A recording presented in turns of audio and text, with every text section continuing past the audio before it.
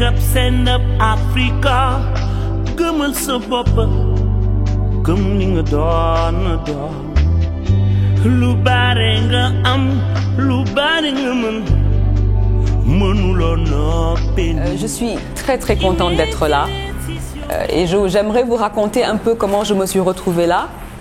Et j'ai écrit aussi pour vous ce que je considère comme les 10 commandements de l'entrepreneur. Alors moi, je suis sénégalaise, j'ai fait mes études à Dakar, j'ai fait l'institution Sainte-Jeanne d'Arc. Et lorsque j'ai eu ma première partie du bac, mes parents m'ont envoyé au Canada. Et au Canada, j'ai fait un DUG en économie.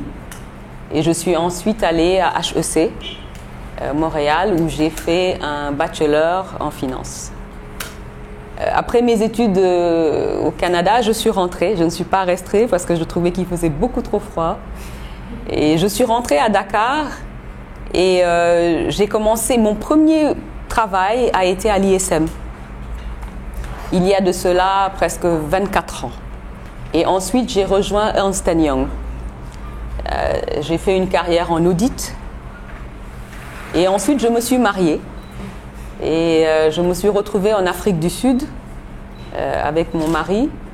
Et donc, j'ai démissionné pour le suivre. Et arrivée en Afrique du Sud, j'ai été CFO, Chief Financial Officer, directeur financier, d'une compagnie sud-africaine pendant 8 ans. Une compagnie aérienne qui ouvrait ses lignes sur l'Afrique australe et surtout qui louait des avions. Après 8 ans dans cette structure-là, je me suis retrouvée au niveau de la SFI, qu'on appelle IFC en anglais. Donc j'ai fait 10 ans à la SFI. Et ensuite, je viens de rejoindre très récemment ONU Femmes. Et ONU Femmes, c'est la structure des Nations Unies qui s'occupe de l'égalité des genres. Alors, comment on sort du monde de la finance pour se retrouver aux Nations Unies? Il y a des événements que j'appellerais structurants dans la vie de quelqu'un, des événements clés. Il y a à peu près 7 ans de cela, au niveau de IFC, mon directeur régional m'a écrit pour me dire il y a un réseau de femmes qui existe en Asie et on souhaiterait le répliquer en Afrique subsaharienne. Et on aimerait que tu animes ce réseau de femmes-là. Dans notre institution, on faisait ce qu'on appelle le Talent Review et 25 femmes africaines avaient été identifiées comme étant du talent. Et on m'avait demandé, étant l'une parmi elles, d'organiser ce réseau de femmes. Et je n'ai jamais vu un groupe de femmes aussi réticent. Ces femmes n'avaient pas envie qu'on les mette dans une boîte. Elles avaient l'impression qu'elles avaient les mêmes capacités que leurs collègues hommes et que le fait qu'on les mettait dans un réseau de femmes est une façon de dire qu'on était faible et qu'on avait besoin d'aide dans le groupe de la Banque mondiale pour avancer dans nos carrières, etc. Donc elles n'étaient pas contentes. Finalement, ils nous ont donné de l'argent et nous sommes venus au Sénégal. Moi, j'étais basée en Afrique du Sud. Nous sommes venus au Sénégal pour une retraite de 2 jours. Et je pense que c'est une retraite qui nous a transformés jusqu'à aujourd'hui. Puisqu'on avait eu une facilitatrice kenyane qui nous a transformés et qui nous a dit « Mais on vient de vous donner du pouvoir. » Puisque les 25 femmes que vous êtes dans le management de la SFI sur le continent, vous participez à toutes les décisions d'investissement. Donc, vous êtes la voix à la table de toutes ces femmes qui ne sont pas à la table. Donc, la question n'est plus une question personnelle. C'est que vous avez un mandat. Et je pense que depuis ce jour-là, je me suis engagée. Et donc, c'est devenu un motto, c'est devenu une sacerdoce. Et je ne viens pas forcément d'un passé militant. Au niveau de ONU Femmes, j'arrive et je trouve des femmes qui sont des femmes de terrain, qui connaissent tous les sujets, la violence faite aux femmes, les pratiques traditionnelles qu'il faut changer, comment aider les femmes à participer politiquement. Le Sénégal, on a la parité à l'Assemblée, etc. moi, je viens du monde de la finance et donc ma responsabilité, c'est Economic Empowerment. Autonomisation économique des femmes. Comment faire pour qu'elles aient plus d'argent dans leur poche? Donc un jour, je suis assise dans mon bureau au Kenya et je reçois un mail de ONU Femmes qui m'encourageait à postuler pour ce poste de Regional Advisor Economic Empowerment et basé à Dakar. Voilà.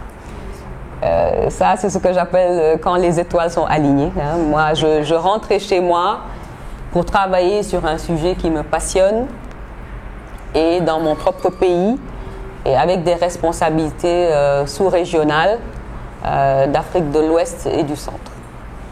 Donc c'est comme ça que je suis rentrée dans le genre. Et je partage toujours avec les gens et les jeunes une anecdote. Vous vous imaginez si tous les Chinois faisaient un bond ensemble aujourd'hui? On aurait un tremblement de terre. Alors imaginez-vous que nous sommes plus de femmes que de Chinois. Et que si aujourd'hui on se mettait tout ensemble, qu'on pourrait faire trembler cette terre-là. Moi, c'est ça mon parcours. Il est très simple. Je pense que ce que je pourrais partager avec les entrepreneurs et les personnes qui sont venues pour le Leadership Talk, moi, il y a quelque chose de fondamental, c'est que je ne considère rien comme un échec. Tout ce qui vous arrive est une leçon. Et surtout, tout ce qui vous arrive est une opportunité. Que ce soit un leadership talk où vous avez décidé un après-midi de venir écouter, vous ne savez pas si c'est une belle rencontre que vous êtes en train de faire avec quelqu'un qui est assis à côté de vous. Mais en tout cas, tous les moments sont des moments d'opportunité. Donc moi, lorsque la première fois que j'ai appliqué pour la Banque mondiale, je n'ai pas eu le poste. Et j'étais surprise. J'étais plus jeune, là j'ai 46 ans, à l'époque j'étais beaucoup plus jeune, et je ne comprenais pas pourquoi il ne m'avait pas pris.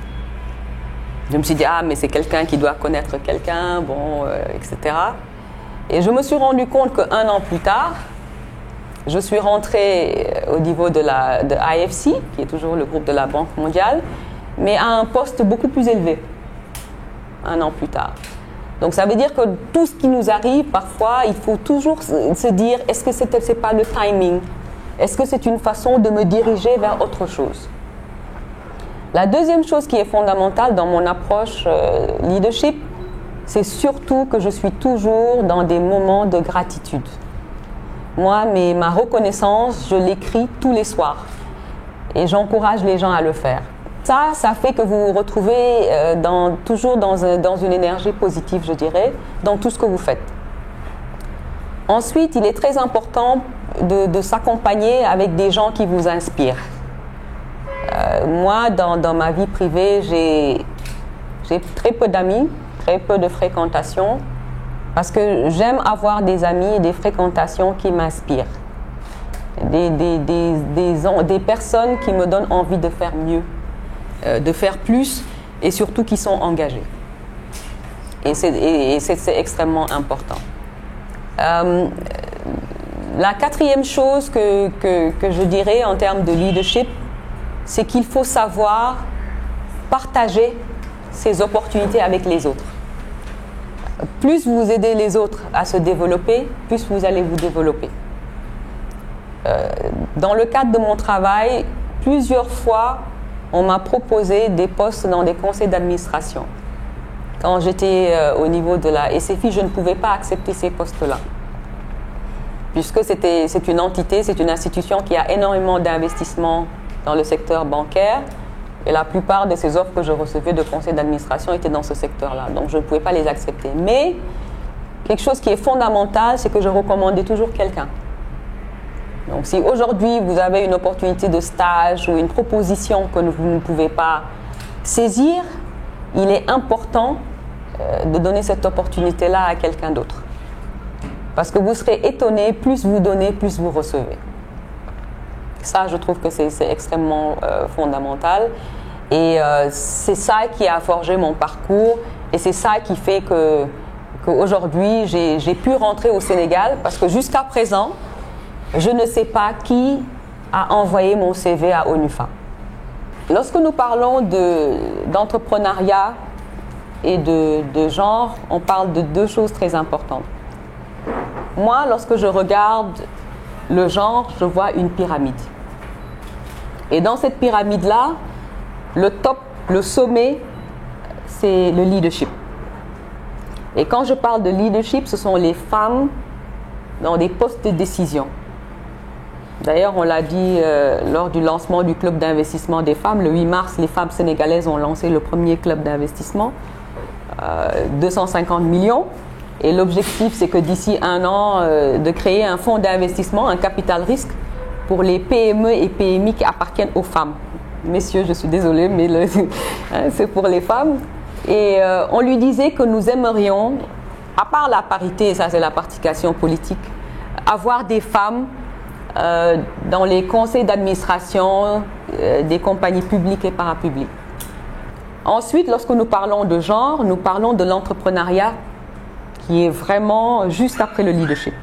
Et cet entrepreneuriat, on cherche à le développer à travers les chaînes des valeurs, à travers l'innovation, à travers les compagnies d'ancrage. Moi, ce que j'appelle les compagnies d'ancrage, ce sont les grosses sociétés au niveau du Sénégal qui dominent un secteur d'activité et qui ont presque une responsabilité de créer un écosystème autour d'elles. Ça veut dire que si je prends Orange ou Total ou d'autres compagnies qui parfois viennent nous voir en tant qu'ONU Femmes, la première question que je leur pose, c'est est-ce que vous avez des entrepreneurs, des petites PME qui vous fournissent des biens et services?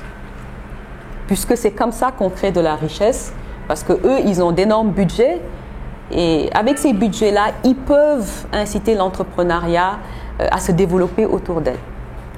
Après donc le leadership et l'entrepreneuriat, nous avons les femmes comme force de travail. Les compagnies qui réussissent le mieux, ce sont les compagnies qui arrivent à avoir une bonne lecture de leur marché. Et une façon de lire son marché, c'est que votre compagnie et votre entreprise doit être un miroir de votre marché. Si aujourd'hui vous créez une entreprise et que l'entreprise, il n'y a que des hommes, vous ne pouvez pas prospérer. Puisque vous serez étonné de savoir que cette diversité dans votre équipe vous donnera accès à des marchés nouveaux et vous donnera surtout accès à de nouvelles idées. Donc moi, j'encourage toujours les gens à ne pas se mettre en ghetto. D'avoir votre entreprise et de mettre vos amis, et vous êtes 4, 5 amis qui vous venez du même milieu, vous pensez la même chose. Vous êtes en train de rater, je pense, une excellente opportunité de faire des choses beaucoup plus grandes. Enfin, je dirais les femmes, leadership, entrepreneurship, employment, et enfin les femmes comme segment de marché. Si vous êtes un entrepreneur, vous devez avoir une stratégie délibérée d'attirer les femmes comme un segment de marché.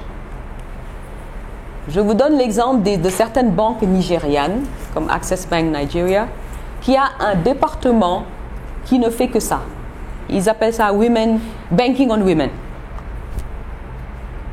Ils se sont rendus compte que pour que leur banque prospère et connaissent de la croissance, il est essentiel de comprendre que les femmes, nous représentons un segment de marché.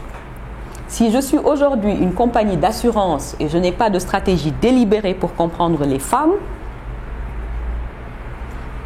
vous ne pouvez pas prospérer. Puisque nous sommes aussi bien acheteuses d'assurance, nous participons aux décisions et nous avons un pouvoir d'achat. Que nous soyons commerçantes, que nous soyons la petite entrepreneur qui est dans la transformation, nous représentons un segment de marché que toute entreprise qui veut prospérer doit dire le produit que je vends, est-ce qu'il intéresse les femmes et comment faire pour le leur vendre. Et ça, vous n'y arriverez que si vous arrivez à intégrer dans vos équipes des femmes. Parce qu'elles vous diront c'est quoi les comportements d'achat. Et je pense que c'est très très important. Et enfin, le bas de notre pyramide, c'est vraiment les femmes en tant que membres de la communauté. Ça rejoint un peu notre participation aux décisions de notre communauté, de notre localité et comment nous, les femmes, nous nous engageons dans toutes les décisions, dans notre quartier, dans notre village, dans notre zone qui nous affectent. Donc cette pyramide qu'on appelle le Golden Triangle, moi je demande toujours aux jeunes et aux entrepreneurs de le garder en tête. Moi j'ai les 10 commandements de l'entrepreneur et mon premier conseil, c'est la technologie. En 2016, vous ne pouvez pas créer votre entreprise et être prospère si vous ne pensez pas digital, si vous ne pensez pas plateforme et vous ne pensez pas application. Voilà. Dans tout ce que vous êtes en train de faire, de créer, il faut savoir comment atteindre votre cible, votre segment de marché avec le moindre d'effort possible. Et ça, c'est la technologie qui vous permettra de le faire.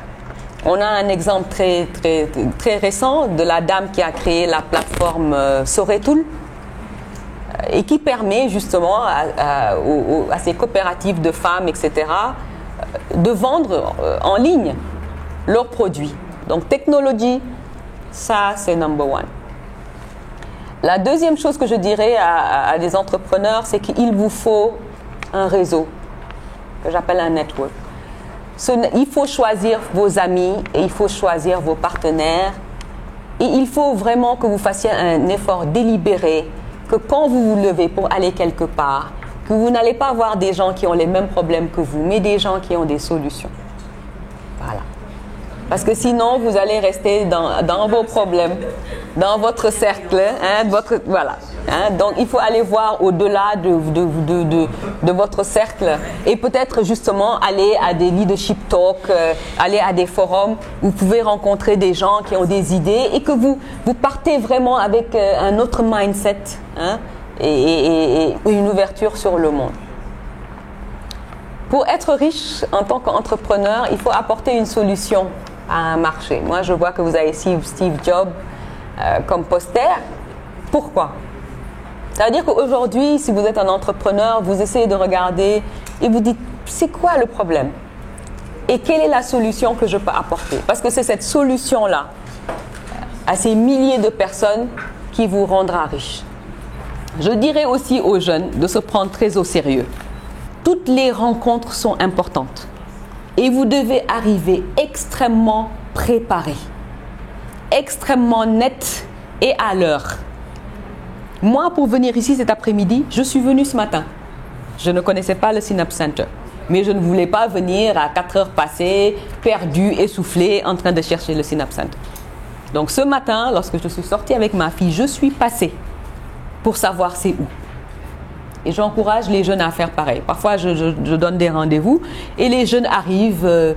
Madame, on était un peu perdus, c'est pour ça qu'on est arrivé en retard. Non, venez même à l'avance, récupérez, préparez-vous, parce qu'il faut qu'on vous prenne au sérieux. Je dirais que le 5e point, ce sont les données. Je dirais data. Le nerf de la guerre aujourd'hui, de l'entrepreneuriat, ce sont les données. Et tout ce que vous faites, tout ce que vous présentez, lorsque vous sollicitez ONU Femmes, nous avons besoin de savoir où sont vos chiffres. Voilà. Ne venez pas me dire, nous sommes en train de créer un forum sur tel ou tel sujet. Je lis, nous recevons énormément de demandes. Et mes réponses, c'est combien de femmes? Quels sont les groupements? Derrière ces groupements, il y a combien de personnes? C'est ça que vous vendez.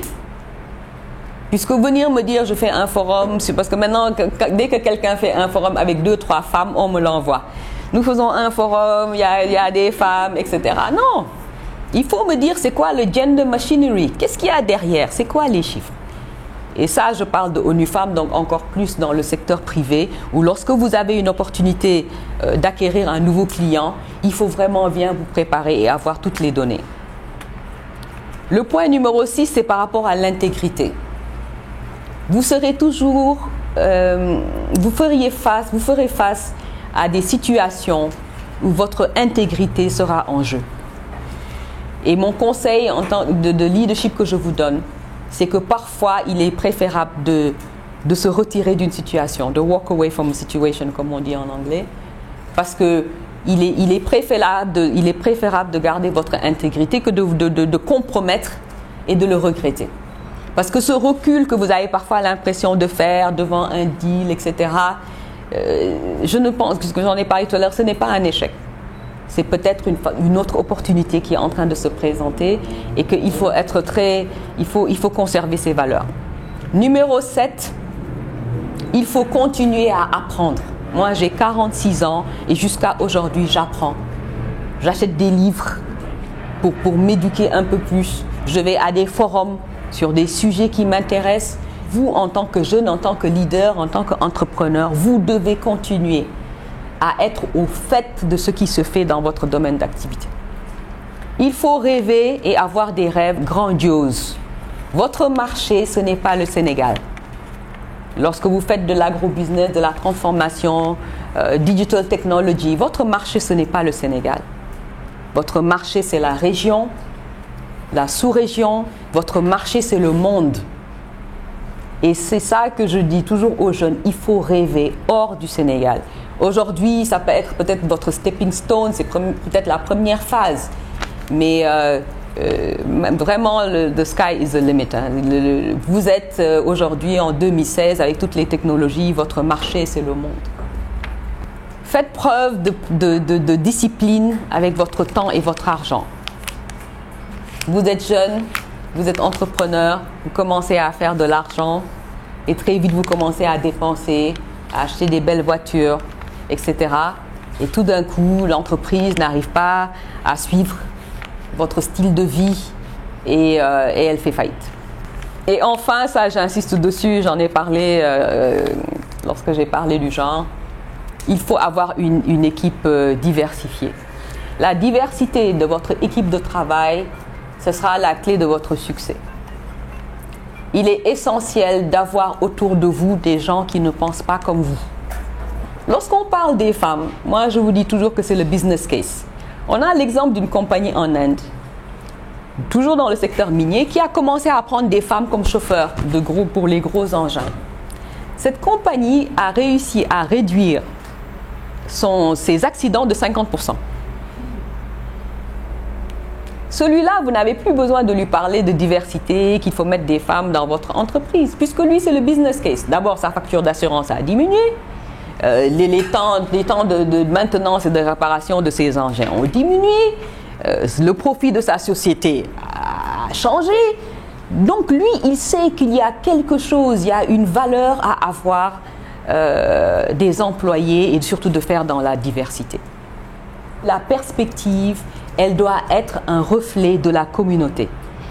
Nous ne pouvons pas émerger en tant que pays, en tant que continent, en ayant un bras attaché derrière notre dos. Et vous savez, ce bras-là, c'est quoi? Ce sont nos femmes.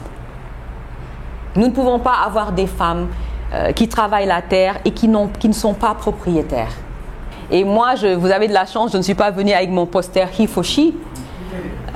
Parce que au niveau de ONU Femmes, je pense qu'on a eu un shift dans notre paradigme. On s'est dit, pendant très longtemps, ONU Femmes a fait son plaidoyer avec les femmes.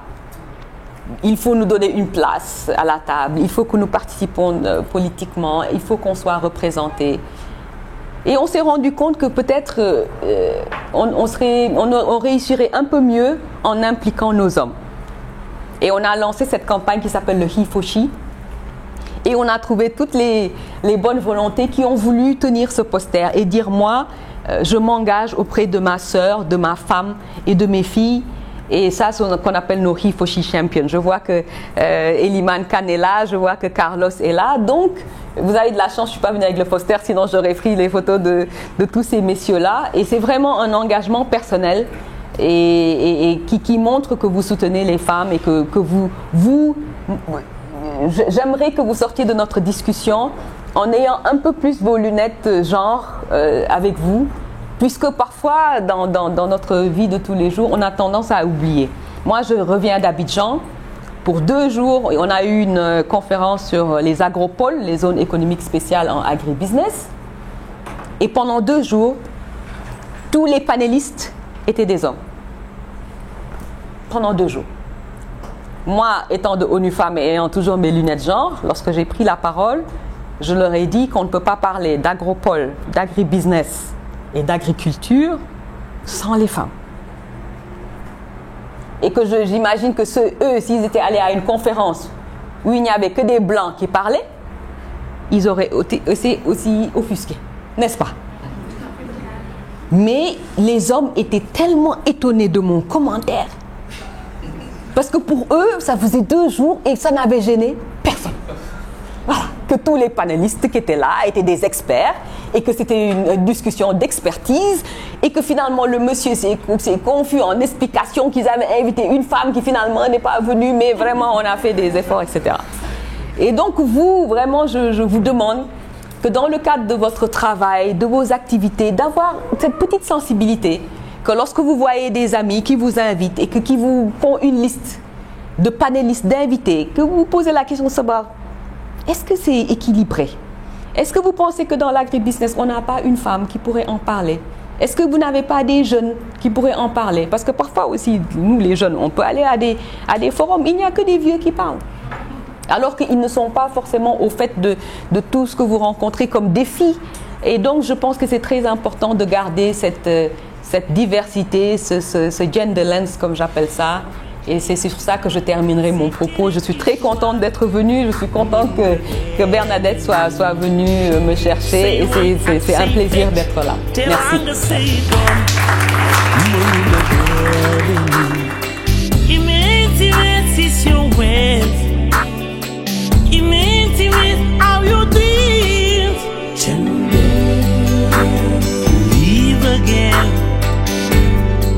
Africa, live again.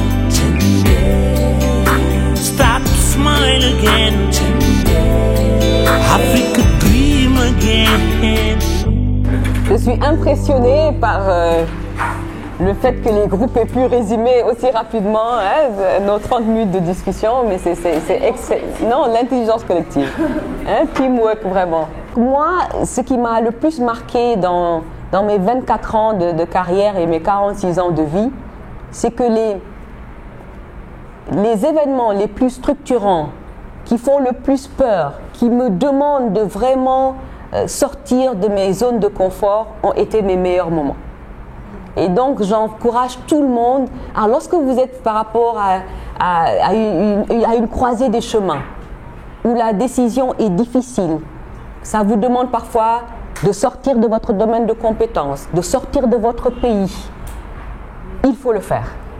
Parce que moi, j'ai un post sur mon Facebook, ça s'appelle Your Comfort Zone, c'est un petit cercle, and where the magic happens, un énorme cercle. Et j'encourage les gens, ce n'est pas le fruit du hasard. Ça veut dire qu'il faut sortir de ces zones de confort, il faut sortir de sa façon de faire. Moi, à chaque fois qu'on m'a proposé des postes, c'était des postes nouveaux. Donc, je ne suis pas arrivée au poste de quelqu'un. Même quand je rentrais à la SFI, c'était un nouveau poste de Senior Finance Officer pour le budget de l'Afrique subsaharienne.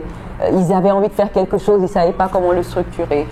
Il y a un autre département que j'ai créé 4 années après, c'était un nouveau département. J'ai recruté tout le monde, on était 4. Quand je suis allée au Burundi, on venait d'ouvrir le bureau.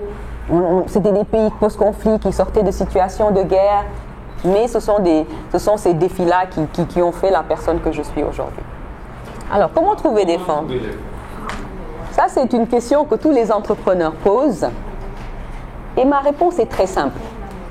Si aujourd'hui, vous avez votre business, dans l'agro-business, vous êtes dans le riz, comme le riz est à la mode en ce moment au Sénégal, on essaie d'atteindre notre autosuffisance alimentaire, et vous arrivez à avoir dans le nord du Sénégal votre lopin de terre pour faire du riz. La question n'est pas de savoir où trouver les fonds. La question est de savoir quel outil de production vous avez besoin. Est-ce une moissonneuse-batteuse? Est-ce un tracteur? Est-ce que c'est un peu d'argent pour financer vos intrants? La question fondamentale est de savoir de quoi vous avez besoin.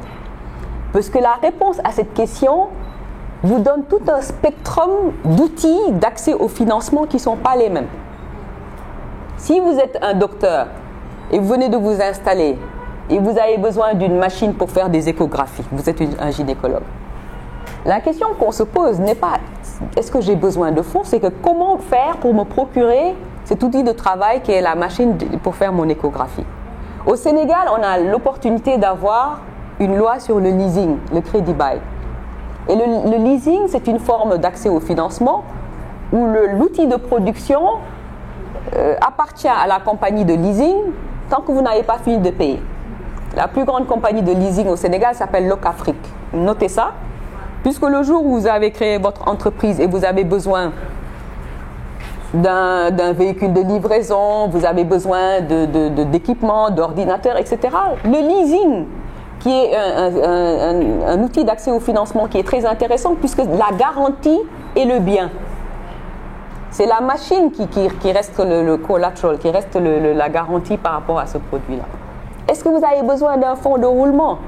Est-ce que vous avez besoin de ressources humaines? Moi, je vous demanderai en tant qu'entrepreneur de raffiner votre question. Puisque l'accès aux fonds, il faut savoir vous avez besoin de ces fonds-là pour faire quoi? Puisque une fois que vous savez de quoi vous avez besoin, donc la réponse est très variée. Et ça, moi, je trouve que les jeunes d'aujourd'hui, vous ne savez pas aller chercher l'information. Il suffit de taper private equity, fonds d'investissement, capital risque, jeunes, etc. dans Google et vous avez toute une liste de fonds, d'ONG, de seed funding, de crowdfunding qui sont disponibles. Et de compétition, d'entrepreneurship. Moi, je suis sur le jury de la compétition de Cartier qui s'appelle Cartier Women's Initiative. C'est une compétition annuelle où Cartier, qui fait les montres, donne $20 000 de grant gratuitement aux PME, PMI qui appartiennent à des femmes. D'ailleurs, on a une Sénégalaise qui a gagné il y a quelques années qui s'appelle Mam Haridjen. Moi, je suis obligée d'envoyer ça à tous mes amis. Mais les Sénégalaises ne soumissionnent pas au prix de Cartier. Je me retrouve, on nous envoie 1500 applications. Kenya, Afrique du Sud, Nigeria, Ghana, tout le monde a appliqué.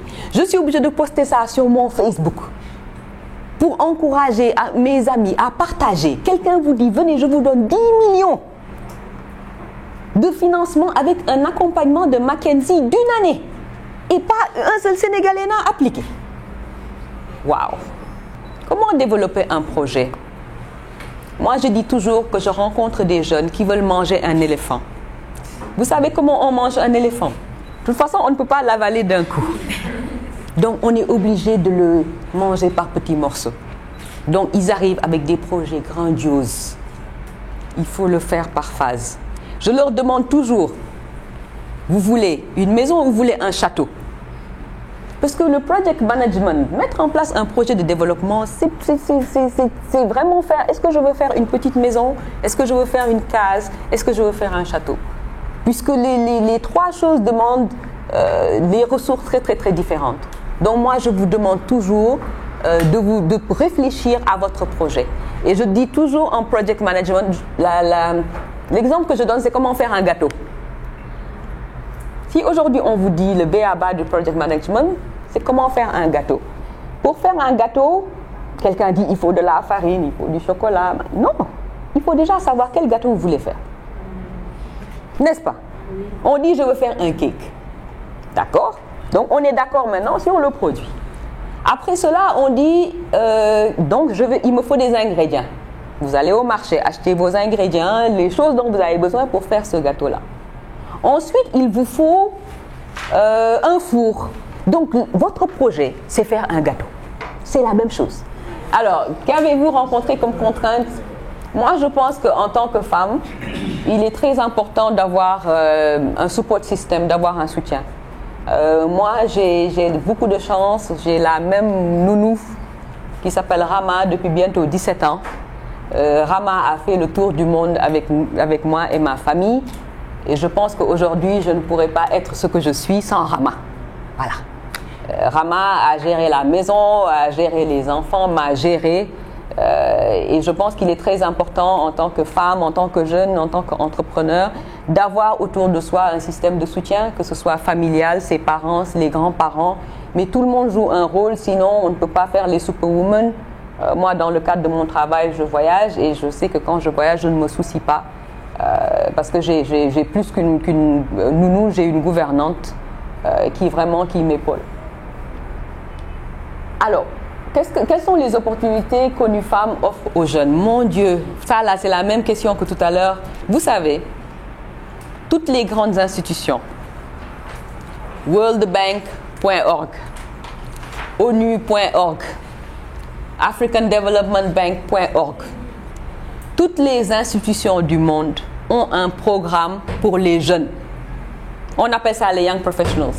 Il faut le googler. Il faut aller sur le site de worldbank.org et puis regarder Young Professional Careers, les Nations Unies, même plus de ONU Femmes prennent des stagiaires, ils ont des programmes rémunérés. Mais bien évidemment, les francophones sont invisibles. Alors, vous avez accès à Internet, vous êtes sur Facebook. Oui, exact. Voilà. Vous ne faites rien d'utile. Parce que les questions qu'on me pose parfois, nous, on a un petit poste de stagiaire. 6 mois plus tard, on est toujours en train de chercher. Ça veut dire que les jeunes ne vont pas sur le site. Moi, je suis obligée de partager sur ma page Facebook. J'espère que mes amis vont liker, qu'ils vont peut-être partager avec d'autres personnes. Mais moi, je pense qu'il y a un effort de recherche que la jeunesse ne fait pas. Si vous êtes intéressé à rentrer à ONU Femmes, rentrez, faites googler, poste, stage, ONU Femmes. Enter. Et vous serez surpris de voir toute la liste des stages possibles et imaginables qui sont là, Et après, je reçois des CV du Canada, d'ailleurs, parce que justement, les gens qui sont au Sénégal, quand ils se connectent, c'est pour faire Facebook. Hein? Et d'ailleurs, Facebook, moi, j'ai parlé à l'ISM une fois, les jeunes ne se rendent même pas que votre Facebook est votre miroir. Aujourd'hui, moi, mon Facebook, je veux que ce soit un Facebook où je passe des messages et des messages intéressants. Et non pas Oulimata dans sa salle de bain, Oulimata machin. Je vois des jeunes tchofou khalei, les femmes, la poitrine dehors. Non. Ça veut dire que quelqu'un qui regarde votre page Facebook doit savoir que vous êtes quelqu'un de valeur. Vous êtes quelqu'un d'engagé. Que vous êtes un entrepreneur, que voilà ce qui vous intéresse. Il faut qu'à chaque fois que vous êtes sur le point de faire un post et de dire est-ce que c'est un message intéressant ou est-ce que c'est un message par rapport à un ego narcissique où aujourd'hui je suis bien habillée et je fais un selfie dans la voiture. Moi, je trouve que ça n'ajoute pas beaucoup de valeur. Mais aujourd'hui, vous êtes à un Synapse Center, vous avez appris des choses intéressantes. Si vous êtes sur Twitter, vous le tweetez, vous partagez avec des gens des choses qui vous ont marqué. Je pense que c'est beaucoup plus intéressant qu'avant d'aller à Synapse Center, vous avez pris votre photo avec votre truc favori et que vous l'avez posté. Hein, ça, c'est mon petit conseil. Voilà. Alors, comment valoriser le savoir? Alors, je suis tout à fait d'accord avec vous. Vous savez, ONU Femmes, dans tout ce que nous faisons, nous regardons les pratiques traditionnelles et dans ces pratiques traditionnelles, nous cherchons le bon et le moins bon. Dans nos pays, nous avons ce qu'on appelle les pratiques traditionnelles comme la mutilation, les violences faites aux femmes, que nous essayons de combattre. Mais lorsque nous regardons dans la société et qu'il y a des bonnes choses qui se font comme le système de tontine, ce système de tontine, on le reproduit peut-être à une échelle beaucoup plus grande dans le Women Investment Fund dont je vous parlais. Comment s'adapte ONU Femmes aux cultures? Voilà. Alors, l'expertise de ONU Femmes, c'est vraiment le travail grassroots et communautaire. Ça, ce sont des militantes qui vont au fin fond de nos traditions, qui trouvent les chefs religieux, les chefs traditionnels, qui travaillent avec eux. Par exemple, dans certains pays où on disait que la mutilation génitale était musulmane, elles ont organisé des imams pour aller en Iran et en Turquie faire des voyages ou apprendre que justement ce n'est pas islamique, que ce sont des pratiques traditionnelles peut-être africaines qu'on essaie d'emballer dans de l'islamisme, etc., dans l'islam. Et ça, ONU Femmes le fait très très bien. Donc il est important de savoir que dans tout ce que les Nations Unies font, les cultures et les traditions sont très respectées. Sinon, on n'aurait pas de résultat. On n'aurait pas de résultat puisqu'on serait à l'encontre de tout ce qui se passe dans notre communauté et on n'aurait aucun succès. Notre continent ne pourra pas se développer sans intégration. on ne peut pas réussir. Les pays les plus sous-développés sont les pays où l'égalité des genres est le plus faible. Donc ça veut dire que vraiment nos gouvernants là doivent se poser des questions. Si vous en tant qu'entrepreneur, vous rencontrez tous les mêmes problèmes, il faut faire quelque chose. Vous vous mobilisez, vous êtes 50, vous écrivez au président de la République, vous dites « Nous sommes des entrepreneurs, nous croyons en l'intégration africaine, voilà les procédures qui nous empêchent de nous développer. » Non, il faut écrire, il faut faire quelque chose. C'est ça la différence. Moi, je suis prête à écouter toutes les personnes qui se plaignent, mais quand elles ont fini de se plaindre, je dis « What are you doing about it? » Il faut ne serait-ce qu'une petite action. Parce que cette lettre que vous pensez avoir écrite, que personne n'a lue, vous serez surpris. Parfois, ils l'ont annoté, ils l'ont donné à quelqu'un. Parfois, vous êtes plein de ONU Femmes, ils l'ont annoté, ça s'est retrouvé sur mon bureau. Et vous serez étonné que quelqu'un, peut-être à une réunion de l'UMOA ou de la CEDEAO, va dire est-ce qu'au niveau de l'OHADA, il y a une loi qu'on devrait changer qui permettrait qu'une fois une compagnie est enregistrée en Côte d'Ivoire, qu'elle puisse opérer au Sénégal. Est-ce qu'il lui faut juste son numéro de taxe? Est-ce que ce n'est pas nécessaire? Vous seriez étonné.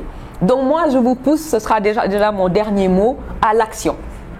Lorsque vous rencontrez un problème administratif, etc., ne vous dites pas que vous êtes impuissant. Moi, je dis toujours, surtout aux femmes, ne nous voyons pas comme une couche vulnérable, nous devons nous voir comme une solution.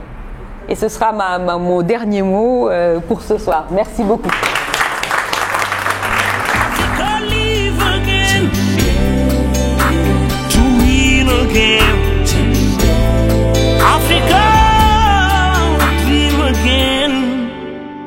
Wake up, stand up, Africa.